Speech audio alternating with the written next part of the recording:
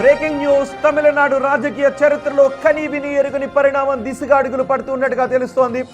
దశాబ్దాలుగా ఉప్పు నిప్పుగా ఉన్న ద్రవిడ దిగ్గజాలు డిఎంకే, అన్నా డిఎంకే ప్రస్తుత రాజకీయ సంక్షోభాన్ని ఎదుర్కోవడానికి చేతులు కలిపే అవకాశాలు కనిపిస్తూ ఉన్నాయి. రాజకీయాల్లో శాశ్వత శత్రువులు, శాశ్వత మిత్రులు ఉండరు అనే విషయాన్ని రుజువు చేస్తూ టీవీకే అధినేత విజయ్ ప్రభుత్వ ఏర్పాటును చేయకుండా అడ్డుకోవడమే లక్ష్యంగా ఈ రెండు పార్టీల మధ్య తెర వెనుక చర్చలు జరుపుతున్నట్టుగా జాతీయ మీడియాలో కథనాలు వస్తూ ఉన్నాయి.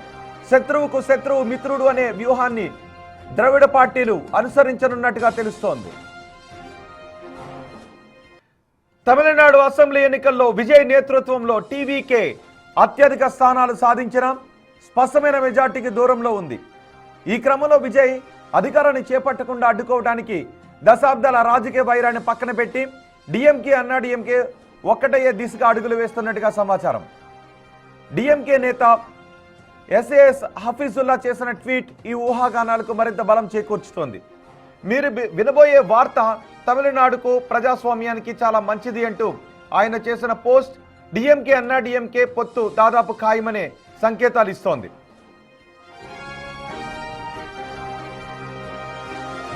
1972లో ఎంజీఆర్ను డిఎంకే నుంచి బహిష్కరించడంతో అన్నా డిఎంకే ఆవిర్భవించింది. అప్పటి నుంచి ఇప్పటి వరకు ఈ రెండు పార్టీల మధ్య పచ్చగడ్డి వేస్తే భగ్గుమనే రాజకీయ వాతావరణం నెలకొంది. ఒకవేళ ఇప్పుడు ఆ రెండు పార్టీలు కలిస్తే అది తమిళనాడు రాజకీయాలలో అతిపెద్ద మార్పు అవుతుంది. ఒకవేళ ఈ రెండు పార్టీలు కలవాలనుకున్నా కొన్ని కీలక అంశాలు అడ్డగోడలుగా మారే అవకాశం ఉంటుంది. డిఎంకే, అన్నా డిఎంకే బలాబలాలు పరిశీలిస్తే తమిళనాడు అసెంబ్లీలో మొత్తం 234 స్థానాలు ఉన్నాయి. ప్రభుత్వ ఏర్పాటుకు కావాల్సిన మ్యాజిక్ ఫిగర్ 118. ఎన్నికల ఫలితాలలో డిఎంకే కూటమి 68 సీట్లు సాధించింది. అన్నా డిఎంకే కూటమి 53 స్థానాల్లో గెలిచింది. ఈ రెండు పార్టీలు కలిస్తే సంఖ్యాబలం మొత్తం 121కి చేరుతుంది. మ్యాజిక్ ఫిగర్ను దాటుతుంది. ఈ సమీకరణాలు బాగానే ఉన్నాం, అమలులో మాత్రం కొన్ని చిక్కులు ఉన్నాయి. అన్నా డిఎంకే కూటమిలో బీజేపీ ఉంది. సిద్ధాంతపరంగా బీజేపీతో విభేదించి డిఎంకే కమలం పార్టీతో వేదిక పంచుకోవడానికి ఏమాత్రం సిద్ధంగా లేదు. ఒకవేళ అన్నా డిఎంకే బీజేపీతో సంబంధం తెంచుకుంటే రెండు పార్టీలు కలిసి ప్రభుత్వం ఏర్పాటు చేసే అవకాశం ఉందనే అభిప్రాయాలు వ్యక్తమవుతున్నాయి. ఇదిలా ఉంటే డిఎంకే, అన్నా డిఎంకేలు చేతులు కలపడం రాజకీయ ఆత్మహత్యలతో సమానమని విశ్లేషకులు అంటున్నారు. దశాబ్దాల వైరంతో ఒకరిపై ఒకరు పోరాడిన పార్టీలు కలిస్తే క్షేత్రస్థాయి కార్యకర్తలు దానిని జీర్ణించుకోలేరు అనేది వారి అభిప్రాయం. అంతేకాకుండా ద్రవిడ పార్టీలు తమకు వ్యతిరేకంగా ఏకమయ్యాయి అని నెగిటివ్ ప్రచారం చేయడానికి టీవీకే చీఫ్ విజయ్కు ఓ పెద్ద ఆయుధాన్ని ఇచ్చినట్టు అవుతుంది. అంతేకాదు నిజానికి ఆ రెండు పార్టీలు కలిస్తే ఇక్కడ కొన్ని ఈక్వేషన్స్ కూడా ఉంటాయి. తమిళనాడులో జయలలితను అమ్మగా భావిస్తూ ఉంటారు.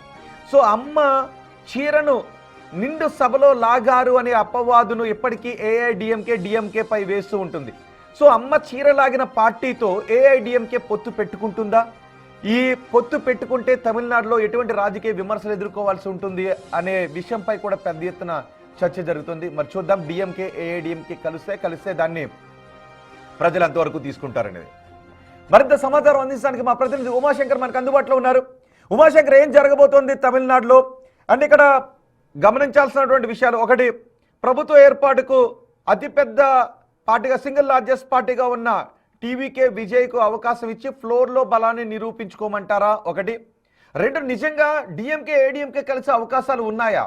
అమ్మ చీరలాగిన పార్టీ అని డిఎంకేని ఏఐడిఎంకే నేతలు విమర్శిస్తూ ఉంటారు కదా, అలాంటి పార్టీతో ఏఐడిఎంకే చేతులు కలిపే అవకాశం ఉందా విజయ్ని అధికారంలోకి రానివ్వకుండా చూడటానికి?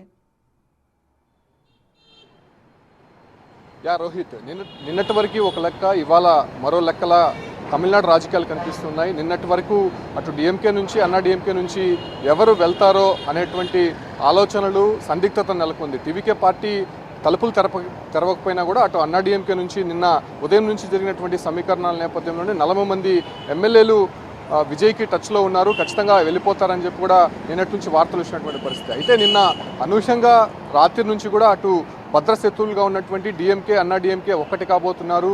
ద్రవిడ సాంప్రదాయాన్ని కొనసాగించేందుకు అటు టీవీకే విజయ్ ఆ ఒక్క సంస్కృతిని పక్కన పెట్టారు కాబట్టి మళ్ళీ దాన్ని కంటిన్యూ చేసేందుకు దాన్ని కాపాడేందుకు రెండు పార్టీలు కలవబోతున్నాయని చెప్పి కూడా నిన్న రాత్రి నుంచి జరుగుతున్నటువంటి చర్చ. అయితే దీనిపైన ఏఐడిఎంకే నేత పళనిస్వామి కూడా పూర్తిగా కొట్టిపాడేసినటువంటి పరిస్థితి. అయితే ప్రస్తుతం నెలకొన్నటువంటి అనిశ్చితి నేపథ్యంలోనే అటు టీవీకే విజయ్ ప్రస్తుతం ఏం చేయబోతున్నారు అంటే నిన్నటి వరకు కూడా అటు గవర్నర్ అనుమతి ఇవ్వకపోవడము, ఖచ్చితంగా మ్యాజిక్ ఫిగర్ సంఖ్యాబలాన్ని మీకు చూపిస్తేనే ప్రమాణ స్వీకారానికి అనుమతిస్తామని చెప్పి కూడా అటు గవర్నర్ చెప్పినటువంటి నేపథ్యంలోనే ప్రస్తుతం విజయ్ తదుపరి స్టెప్ ఎలా ఉండబోతుంది అంటే టీవీకే పార్టీకి సంబంధించినటువంటి సెంగోటియన్ మరోసారి కూడా చర్చలు ప్రారంభించారని చెప్పుకోవచ్చు. అంటే నిన్నటి వరకు కూడా అటు బీసీకే పార్టీకి సంబంధించినటువంటి ఇద్దరు ఎమ్మెల్యేలు ఉన్నారు, వాళ్ళతో కూడా చర్చలు జరిపినటువంటి నేపథ్యంలోనే వాళ్ళు సానుకూలంగా ఉన్నారు. అయితే నిన్న రాత్రి అనూహ్యంగా అటు డిఎంకే అన్నాడీఎంకే ఎప్పుడైతే కలిసి పోటీ వెళ్తాయనేటువంటి ఒక వార్తలు రాగానే అది కూడా ఉపసంహరించుకున్నటువంటి పరిస్థితి. ఇక ఏకంగా కాంగ్రెస్ పార్టీ ఒకటే ప్రస్తుతం టీవీకే వైపు ఉన్నట్టు తెలుస్తోంది. ఇక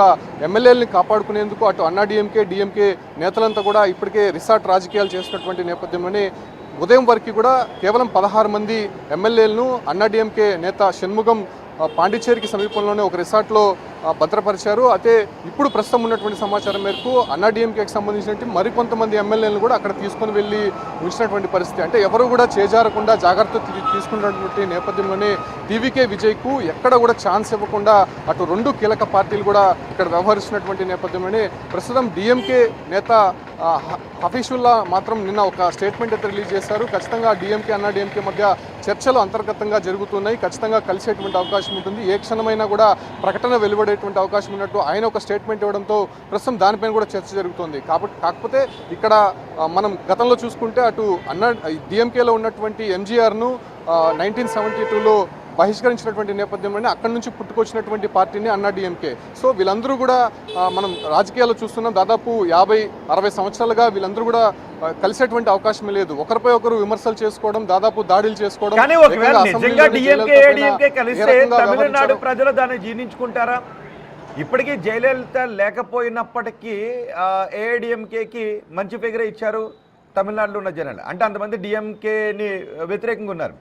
పైగా జయలలిత చీరను నిండు సభలో లాగిన పార్టీతో ఇప్పుడు ఏఐడిఎంకే పొత్తు పెట్టుకుంటే దాన్ని తమిళనాడు ప్రజలు జీర్ణించుకునే అవకాశం ఉంటుందా ఒకవేళ ఇదే నిజమైతే? ఖచ్చితంగా యాక్సెప్ట్ చేయరు. ఎందుకంటే అన్నాడీఎంకే భావజాలం వేరు. సో బీజేపీతో కలిసి వాళ్ళు ఒక మతతత్వ భావజాలంతో వెళ్తున్నటువంటి పరిస్థితి. అయితే ఇక్కడ డిఎంకే చూసుకుంటే అటు ద్రవిడ కల్చర్ని కంటిన్యూ చేస్తూనే వాళ్ళు ఒక రకమైనటువంటి పాలసీతో వెళ్తూ ఉంటారు. సో ఈ వీళ్ళిద్దరు పాలసీలు కూడా వేరే, వీళ్ళిద్దరు సంక్షేమ పథకాలు కావచ్చు, లేకపోతే వీళ్ళిద్దరు పార్టీకి సంబంధించినటువంటి ఆలోచన విధానం కూడా వేరేగా ఉంటుంది. వీళ్ళిద్దరు కలుస్తారనేటువంటి ఆలోచన మాత్రం తమిళనాడు ప్రజల్లో ఎక్కడా లేదు. ఒకవేళ నిన్న జరిగినటువంటి చర్చ ప్రకారం ఒకవేళ కలిస్తే మాత్రం తమిళనాడులో మాత్రం కొంత అల్లర్లు చెలరేగేటువంటి అవకాశం కనిపిస్తోంది. ఆ సందర్భంగానే నిన్న కేంద్ర ఇంటెలిజెన్స్ ఇచ్చినటువంటి హెచ్చరిక నేపథ్యంలోనే భద్రత అయితే తమిళనాడులో పెంచినటువంటి పరిస్థితి. అయితే అటు అన్నాడీఎంకే డిఎంకే కలిసేటువంటి సందర్భాలు కనిపించట్లేదు కాబట్టి ఇక విజయ్ ఎలా ముందుకు అడుగు ఇవాళ వరకే కూడా ఇక్కడ కీరోల్ గవర్నర్. సో ఫస్ట్ ఒకవేళ నిజానికి ఆ రెండు పార్టీలు కలిసి సంతకాలు చేసి గవర్నర్ దగ్గరికి వెళ్తే గవర్నర్ వాళ్ళనే ఆహ్వానించే అవకాశం ఉంటుంది, ఎందుకంటే పోస్ట్ అలియన్స్గా తీసుకునే అవకాశం ఉంటుంది. సో వాళ్ళిద్దరూ కలవడం అనేది ప్రస్తుతానికి ఊహాజనితం. సో అంతవరకు పరిణామాలు రావని అనుకుంటూ ఉన్నారు. ఇంతవరకు ఆ పార్టీ అధినేతలు ప్రకటించలేదు. సో ఇక్కడ టీవీకేకి సింగిల్ లార్జెస్ట్ పార్టీగా గవర్నర్ ప్రభుత్వం ఏర్పాటు చేయడానికి అవకాశం ఇచ్చి ఫ్లోర్లో బలాన్ని నిరూపించుకోండి అనడానికి అవకాశం ఉందా? రాజ్యాంగ నిపుణులు ఏమన్నా ఇన్వాల్వ్ అవుతూ ఉన్నారా? విజయ్ పార్టీ నేతలు ఎవరైనా రాజ్యాంగ నిపుణులతో మాట్లాడుతూ ఉన్నారా? అడ్వకేట్స్తో మాట్లాడుతూ ఉన్నారా? నిన్నటి నుంచి కూడా టీవీకేకి సంబంధించినటువంటి కీలక నేతలంతా కూడా అటు లోక్ భవన్ను సంప్రదించే ప్రయత్నం చేస్తున్నారు. ఖచ్చితంగా ప్రమాణ స్వీకారం తర్వాత బల నిరూపణ చేసుకుంటామని చెప్పి కూడా అటు చెప్పినటువంటి నేపథ్యంలోనే దానికి గవర్నర్ నిన్న అంగీకరించకపోవడము, మళ్ళీ ఒకసారి అర్జున్ నిన్న అర్ధరాత్రి సమయంలో కూడా మళ్ళీ రాజ్భవన్కి వెళ్ళి గవర్నర్ కలిసినటువంటి పరిస్థితి. అప్పుడు కూడా ఆయన సానుకూలంగా స్పందించకపోవడం, ఖచ్చితంగా మీకు ఉన్నటువంటి మ్యాజిక్ ఫిగర్ను ఆ లిస్టు ఎమ్మెల్యే లిస్టును తీసుకొని వస్తేనే ప్రమాణ స్వీకారానికి అనుమతిస్తామని చెప్పి కూడా ఇప్పటికే చెప్పినటువంటి నేపథ్యంలోనే ఖచ్చితంగా దానిపైనే ఒక చర్చ జరుగుతోంది. ఈ ఒక్క గవర్నర్ని అంటే ఇవాళ ఉన్నటువంటి సందర్భం నేపథ్యంలోనే అటు టీవీకే పార్టీకి సంబంధించినటువంటి సెంగోటియన్ మరిన్ని పార్టీలతో అంటే అన్నా డిఎంకేతోనే ఇప్పుడు ఇబ్బంది అంతా తలెత్తిందని చెప్పుకోవచ్చు. డిఎంకే నుంచి మొదటి నుంచి కూడా పార్టీలు చేజారకుండా డిఎంకే జాగ్రత్త పడుతూనే వస్తుంది. అయితే అన్నా డిఎంకే నుంచే నిన్న ఉదయం మొదటగా 10 మంది ఎమ్మెల్యేలు టచ్లో ఉన్నారని చెప్పి వార్తలు వచ్చాయి. ఆ తర్వాత 30 మంది ఎమ్మెల్యేలు టీవీకే విజయ్తో టచ్లో ఉన్నారని చెప్పి వార్తలు వచ్చినటువంటి నేపథ్యంలోనే నిన్న ఉదయం పళనిస్వామి ఏర్పాటు చేసుకున్నటువంటి సమావేశాన్ని కూడా రద్దు చేసుకున్నారు. ఆ తర్వాత ఎమ్మెల్యేలను కాపాడుకునేటువంటి ప్రయత్నంలో భాగంగానే ఇవాళ క్యాంపు రాజకీయాలు జరుగుతున్నటువంటి నేపథ్యంలోనే ఇక టీవీకే విజయ్కి ఆప్షన్ ఉన్నటువంటి ఒకటే ఆప్షన్, ఖచ్చితంగా అన్నా డిఎంకేకి సంబంధించినటువంటి ఎమ్మెల్యేలను కొంత సంప్రదించి వాళ్ళని లాక్కునే ప్రయత్నం చేయబోతున్నారా, లేకపోతే మరేదైనా అవకాశం ఉందా? అయితే గవర్నర్ మాత్రం ఖచ్చితంగా ఇవాళ వరకు డెడ్ లైన్ విధించారు కాబట్టి రేపు ఏం జరగబోతుంది అంటే తమిళనాడు వ్యాప్తంగా ఒకటే చర్చ జరుగుతుంది. ఖచ్చితంగా రాష్ట్రపతి పాలన వచ్చేటువంటి అవకాశం ఉన్నట్టు తమిళనాడు వర్గాల్లో చర్చ జరుగుతున్నాయి కాబట్టి అటు గవర్నర్ ఎలాంటి నిర్ణయం తీసుకోబోతున్నారు, ఇటు టీవీకే విజయ్ ఇవాళ సంఖ్యాబలాన్ని ఏ రకంగా గవర్నర్ ముందు ఉంచబోతున్నారనే దానిపైన కూడా ఇంకా క్లారిటీ రావాల్సి ఉంది. రోహిత్. రైట్ ఉమాశంకర్, మొత్తానికి తమిళనాడు రాజకీయాలు చాలా రసవత్రంగా మారుతున్నాయి. విజయ్ 108 సీట్లు గెలిచినప్పుడు అది ఒక హిస్టరీ అని అనుకున్నారు, పెద్ద విక్టరీ అని అన్నారు. కానీ ఇప్పుడు అదే తమిళనాడులో గతంలో చూడని పరిణామాలు చోటు చేసుకుంటూ ఉన్నాయి. అదే డిఎంకే ఏడిఎంకే కలుస్తుందా లేదు, ఒకవేళ ఎవరికి మెజార్టీ రాని పక్షంలో వర్స్ట్ కేసులో ఉప ఎన్నికలు జరిగే అవకాశం ఉంటుందా, గవర్నర్ టీవీకే అధినేత విజయ్కు ప్రభుత్వ ఏర్పాటుకు అవకాశాన్ని కల్పిస్తారా, ఒకవేళ ఫ్లోర్ టెస్ట్లో విజయ్ బలాన్ని నిరూపించుకోకపోతే రాబోయే రోజుల్లో ఏం జరుగుతుంది? సో ఇవన్నీ కూడా ఆసక్తిని కలిగిస్తున్నటువంటి అంశాలు, ఉత్కంఠను కలిగిస్తున్నటువంటి అంశాలు. ఎందువరకు విజయ్ పార్టీ ఏర్పాటుకు గవర్నర్ అవకాశాన్ని కల్పించలేదు? నిన్న సుబ్రహ్మణ్య స్వామి ఒక ట్వీట్ కూడా చేశారు. ఎందువరకు గవర్నర్ ఎందుకు విజయ్ని ప్రభుత్వ ఏర్పాటుకు సింగిల్ లార్జెస్ట్ పార్టీగా విజయ్కి ప్రభుత్వ ఏర్పాటుకు అవకాశం ఎందుకు కల్పించలేదు?